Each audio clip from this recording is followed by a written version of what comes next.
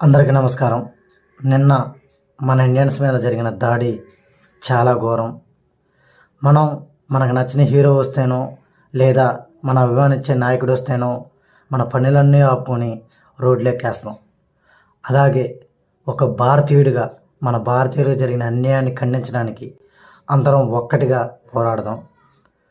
ఒకప్పుడు బ్రిటిష్ వాళ్ళు మన దేశాన్ని పరిపాలిస్తుంటే ఒక హిందూ అని లేదు, ముస్లిం అని లేదు, క్రిస్టియన్ లేదు, ఇలా ఏ మతం జాతి ఏదీ లేకుండా ఒక భారతీయుడిగా మాత్రమే మనం ఆ బ్రిటిష్ వాళ్ళని ఎల్లగొట్టాం. అదేవిధంగా కుల మత జాతి భేదాలు లేకుండా ఇప్పుడు కూడా ఒక్కటిగా పోరాడి మన భారతీయులకు ఇటువంటి ఘోరం తలపెట్టిన ఆ పాకిస్తాన్లకి మన భారతదేశం అంటే ఏంటో, మన భారతీయులు అంటే ఏంటో తెలియజేద్దాం. సో మన ప్రభుత్వాలు, మన ప్రధానమంత్రి ప్రజెంట్ అదే పనిలో ఉన్నారని సమాచారం. జై భారత్, జై హింద్.